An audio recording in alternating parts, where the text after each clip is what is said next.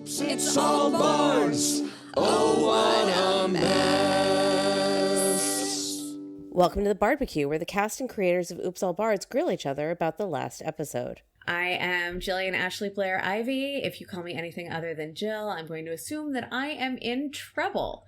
I'm joined today by Ashley Banks, Ross Curry, and our illustrious producer, Nate Runkle, who we've decided to actually give a microphone for this episode. The rarities. Yes. So if you are listening to this, you probably have just listened to episode 3 of Oops All Bards Season 1. If you have not listened to episode 3, I do encourage you to go back and listen to that before you listen to us talk about it, just, for reasons. So in episode 3, we had everybody who was at graduation who survived being outside of the dome at graduation starting to head over to Sovereign House. That includes a hostage that you have all taken, a satyr who was put to sleep by his own allies. We also had, on the way to Sovereign House, Clarice taking an opportunity to send a letter to her family to check in and see if they have any guidance for her, which led to Clarice colliding with Thistleodora as she re-entered Sovereign House, and there's clearly some hostility between them. And then we had what was supposed to be a private conversation amongst the politicians and university officials, and that got infiltrated by Clarice. And also we had Belle sneaking off to go see if she could find some information out from some of the maybe clerks and pages that are there in Sovereign House. Ruckus took the satyr to the bathroom, at which point he learned some interesting things about the satyr, which he shared with Andric and Stumps. In the meanwhile, Andric and Stumps were having a conversation with Clarva Dasham, who was one of the clerks at Sovereign House, and also the person who found the letter that was attached to the door. And so I think that pretty much catches us up. I would love to know, as we start our conversation, Ashley, you and Anne, so we had Belle and Clarice, were clearly plotting something while the game was actually taking place. And I would love to know how it was that you managed to have this conversation. Were you texting under the table? Was it just eye contact because you know each other so darn well? Like, how did you manage to decide that Clarice and Belle were going to go rogue here? There was no texting under the table. There was no passing of notes. I genuinely don't know how it happened. We know each other, we've known each other for years, right? But it definitely, I don't regularly get telepathic messages from Anne. But in that moment, we both knew our characters fairly well. We had discussed, them sort of knowing each other from growing up. But actually, prior to that episode, our thought process was that they really weren't particularly close. They have very different personalities, very different worldviews, very different approaches to life. So probably a sense of I know you, I respect you and your deal, but not besties, right? And that was sort of what I went into it thinking. And then suddenly, I don't know, sometimes you're playing and the characters just take over. And they just did. And we both just sort of looked at each other and we were like, oh, this is a thing. These two very clever girls were left to their own devices while their parents were in very boring meetings, and they got up to shenanigans over the years. And we just sort of looked at each other, and we were very much yes-anding the whole time. It made me so happy to watch that unfold, and I really thought that you must have been communicating somehow because it happened so flawlessly. Mm-hmm. And then the dice were really your friends there too, because you had that amazing acrobatics check. So that you were able to help Clarice get into the ventilation system. Mm-hmm. And the ventilation system was also interesting because up until that moment, I personally did not know that there was HVAC in Udvara. And I love when that happens. Surprise! It was quite a surprise. I love when in game people kind of create a technology or a character or a backstory, a place, some mythology that makes sense in the moment and then we have to figure out how to backfill that. So Urvara so far, we know has at least heating, probably not cooling. Mm-hmm. We will, I don't remember if it's come up yet, we will find out, this is not really a spoiler, that there are trains in the country. There are the pneumatic tubes that are being used to send messages. So we have like different technology, but at the same time, like we don't have television, we don't have phones, because it's still fantasy world.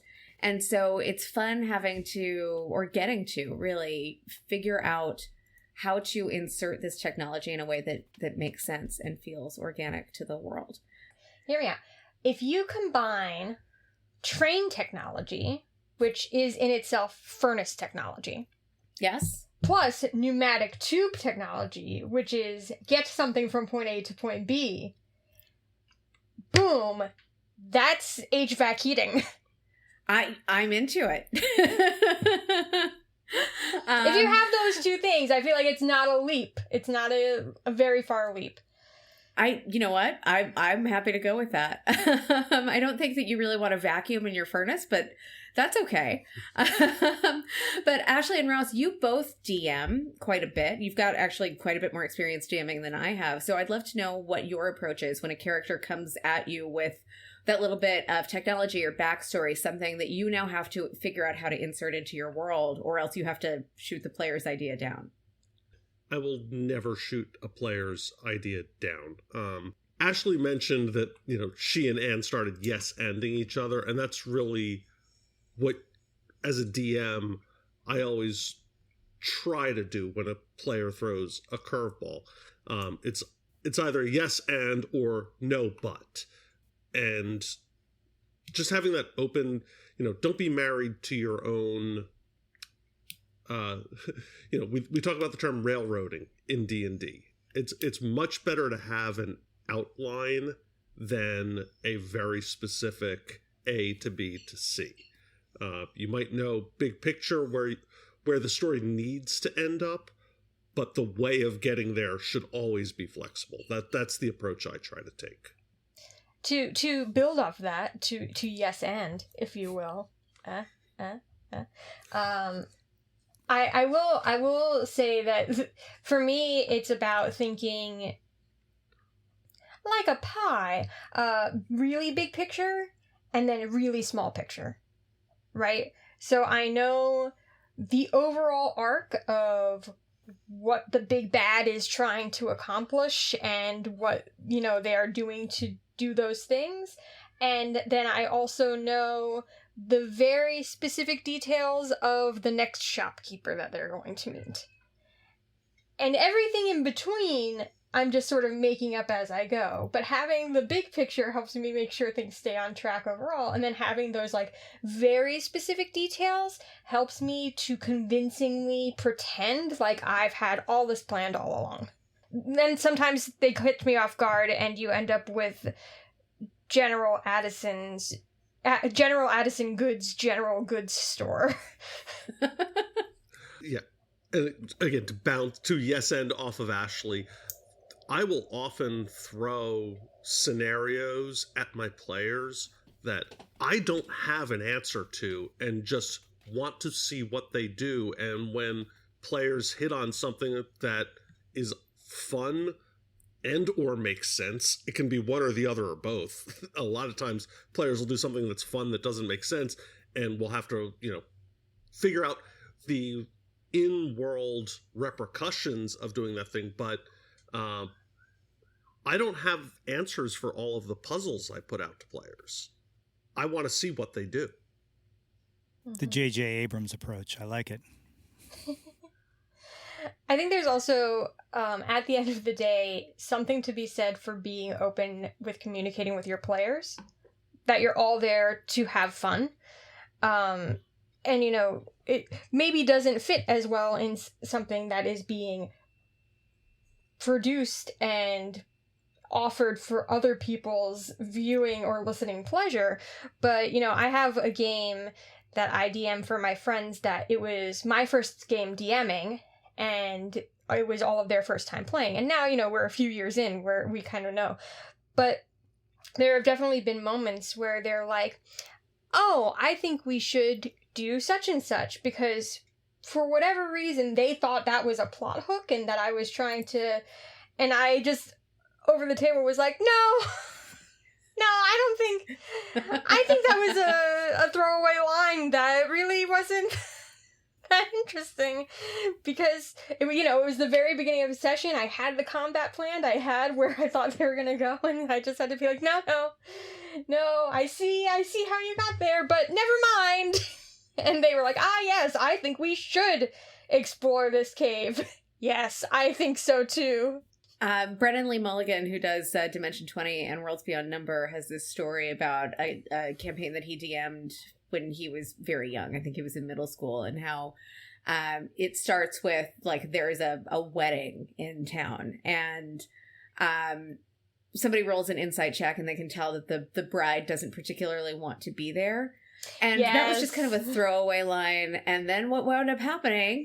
Well, the wedding party decided to liberate the bride from the wedding, and now the entire adventure is running away from the groom and his henchmen who are trying to recover the bride.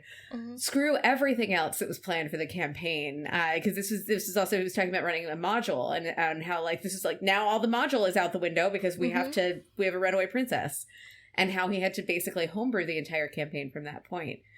And I know, Ross, in one of the games that you DM that I'm a player in, we had, early on in our campaign, we had an incident where you had kind of told us, like, to the north there's this one thing you can do, to the south there's this other guy, and we were all just like, let's go to the south, we're interested in that guy. And you were like, and I didn't mean to make it sound that interesting.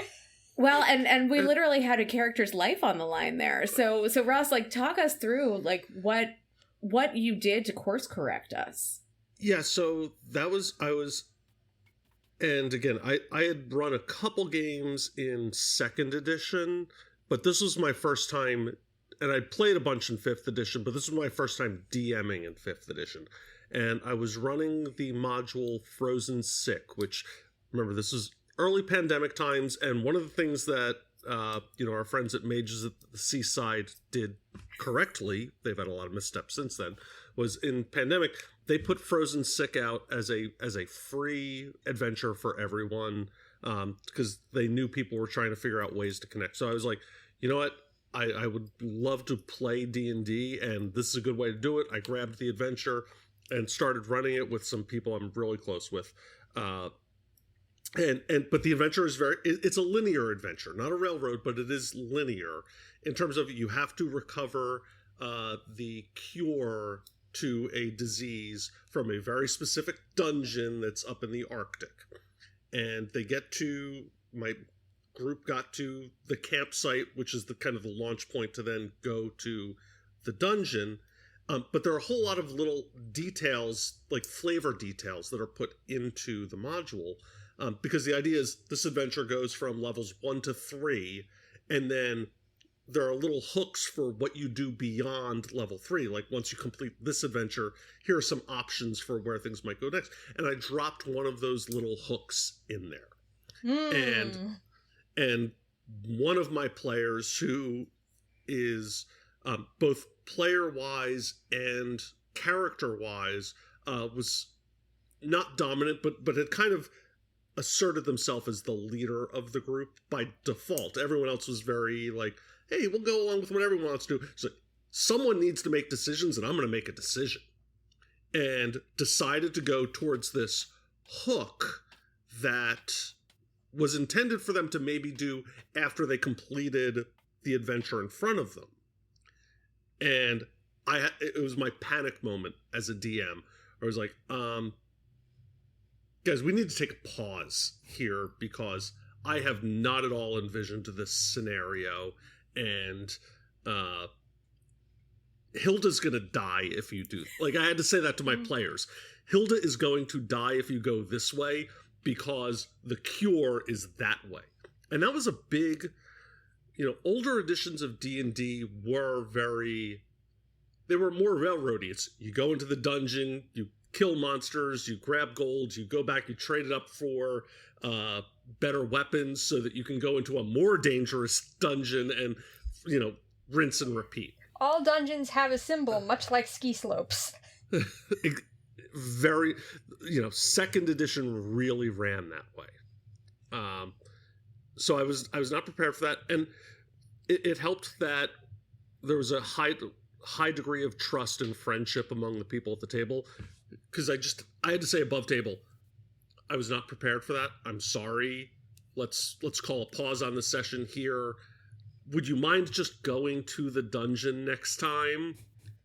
They said yes. And from that moment, I have never put a choice. I've never put options in front of my players since then where I was not prepared for them to go in either direction. And it's just something I feel like every DM learns this the hard way at some point. So metaphorically, if I'm following correctly, the module wanted you to go towards like Pfizer, Moderna, and then they wanted the ivermectin, is what you're saying, right? Metaphorically. So. They wanted to go, not even the ivermectin, they wanted to go do their own research. Ah, yeah, there we go. Yes. Yeah. You presented us with this like mysterious librarian hermit character, and we were just curious about what he was all about. Yeah, I mean, I'm definitely, the way that I'm building our adventure for Oops All Bards, I'm trying to, I wouldn't say limit choice, but definitely kind of point you in the right direction. So it was like, all right, after all of the events that happened at commencement, come on, you should all come to Sovereign House with us. Please come to Sovereign House with us. It is entirely possible that one of you would have said, actually, I'm going to go back to my dorm. Like, totally possible. We did have Anne Clarice take her little kind of side trip, but it was still, she was still at least moving in the same direction as everybody else. And I know that had Ruckus decided, like, actually, I'm going to go back to my dorm and, followed this butterfly back to my dorm, it would be like, okay, well, tell me about what you do at your dorm while everybody else is off going to find out how to save the country. But I love that yes and that we were talking about, that element of improv that we find in all role-playing games. But, we're playing something that is at least 5e inspired. So I will say that I love that in Dungeons and Dragons. I also wanted to mention that episode 3, we actually had to record in 2 parts because of player availability. We got to a point in episode 3, it's like, that is a perfect stopping point and I have to go. And we had to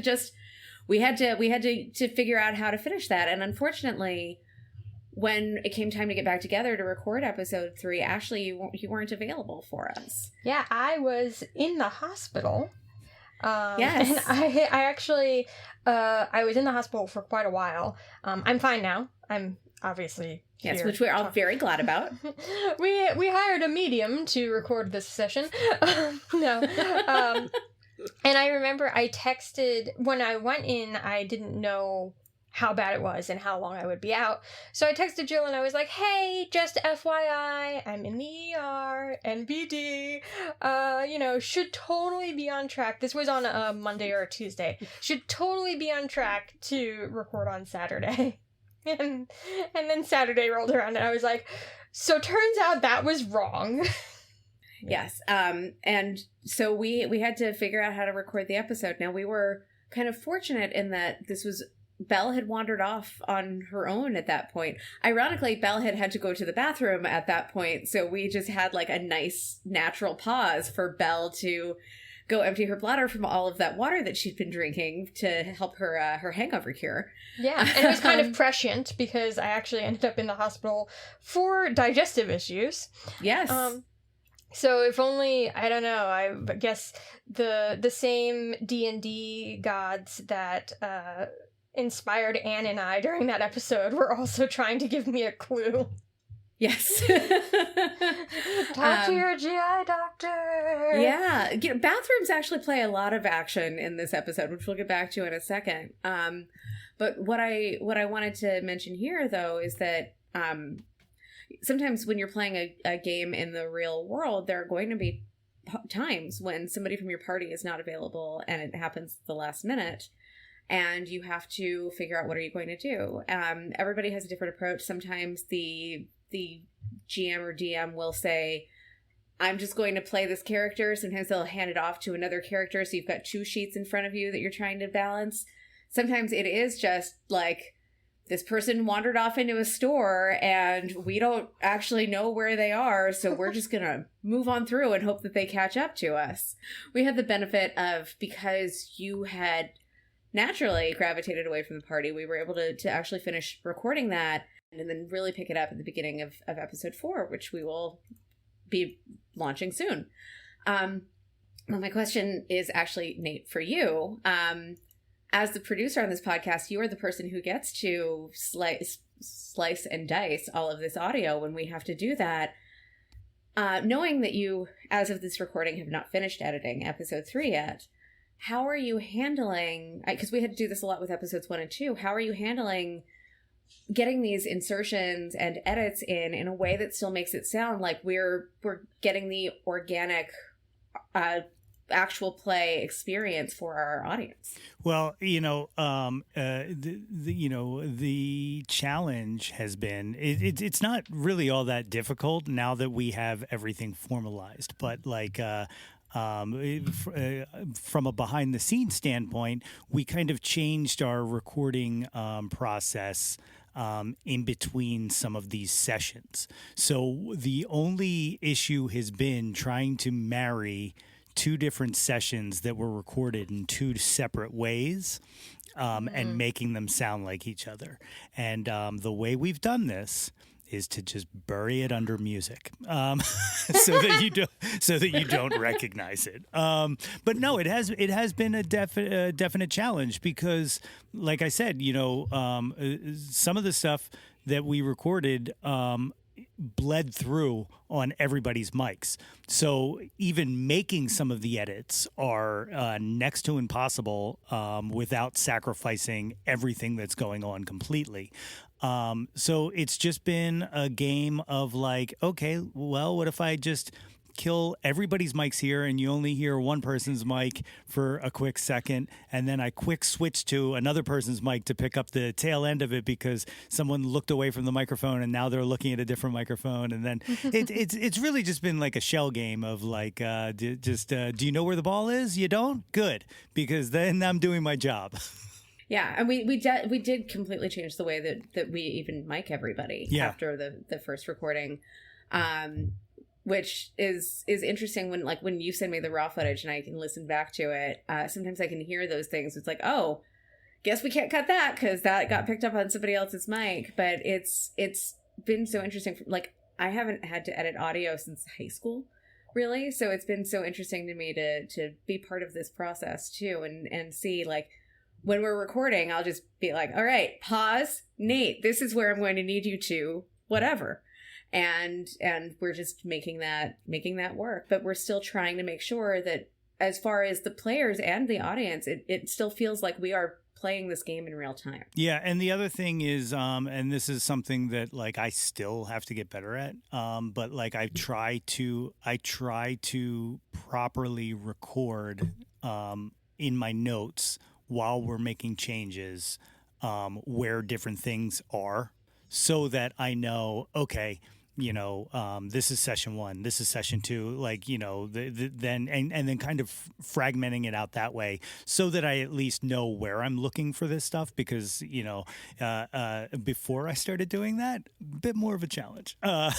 Yeah, that recording for our first episode was quite a challenge for all of us. But luckily for us, we used very little of it. So yes.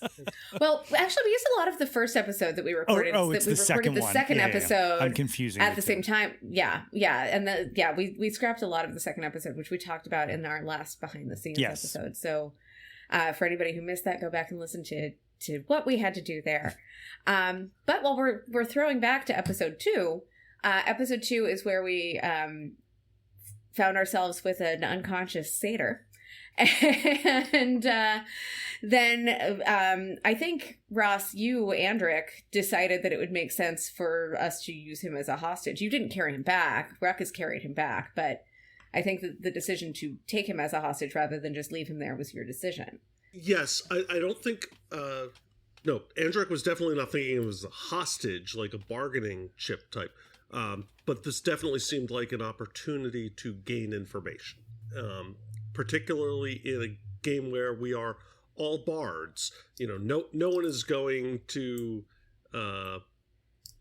slash and dash their way through a problem.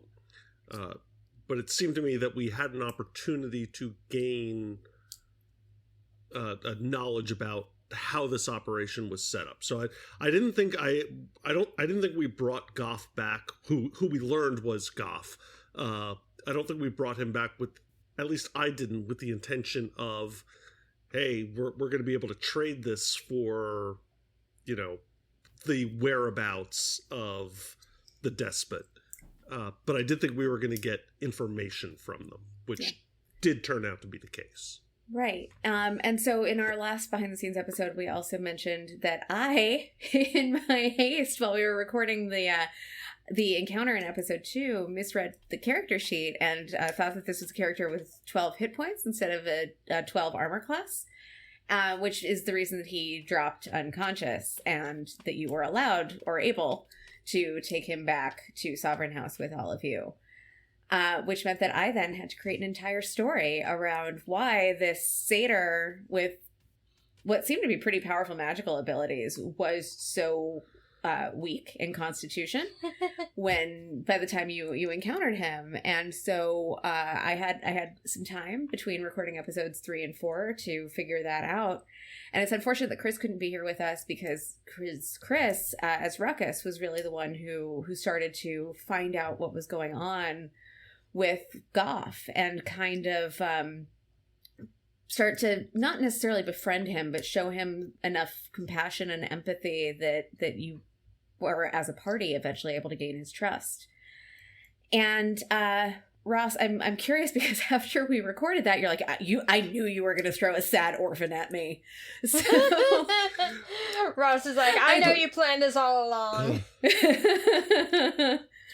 And so I'd love to know, just how did you receive the information that you got from Goff and his backstory?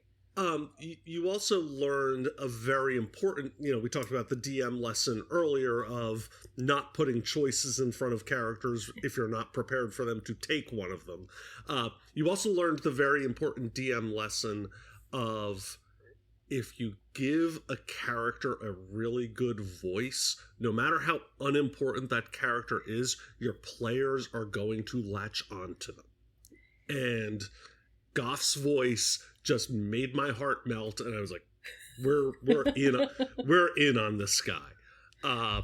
It also made sense character-wise for Andric being a tragedy bard. When you get this orphan who has this story to tell, that was going to resonate, both from a sympathy perspective and the whole deal with tragedy bards is recognizing, and I'm trying to be careful in the way I say this, because I don't mean this in a toxic or way that could be construed as encouraging going into really dark places, but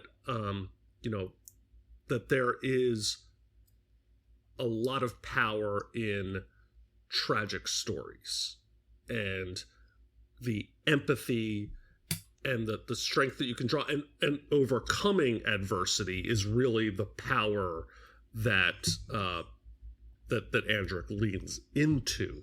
So this was tailor-made. It's always darkest before the dawn. Every cloud has a silver lining. Other weather-related metaphors. Yes. Absolutely, which is very much the lane that I've taken with Andric. So like it was a happy coincidence, I think, but it worked. It made sense both for both me as a player who, like, I'm going to make Jill keep doing this voice, and character wise, it made sense for, especially once Ruckus came back and said, guys, you should take a look at this.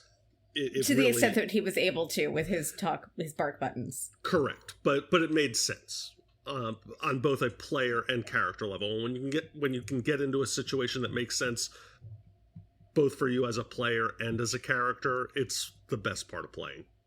Okay, I think we're going to stop things there. Thanks so much to the cast for joining. Thanks to you for listening.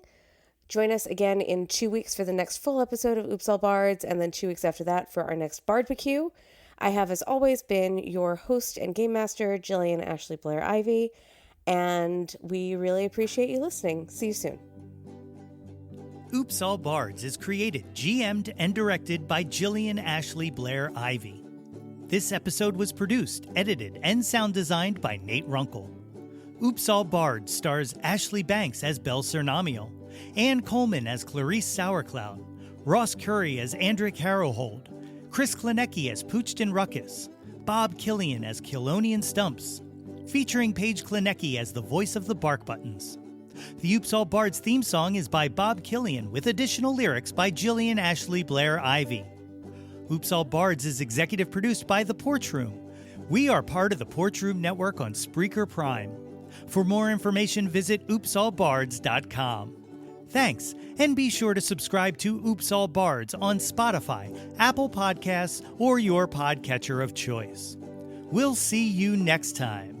How will it go? Well, we're sure you can guess. Oops, it's all Bards.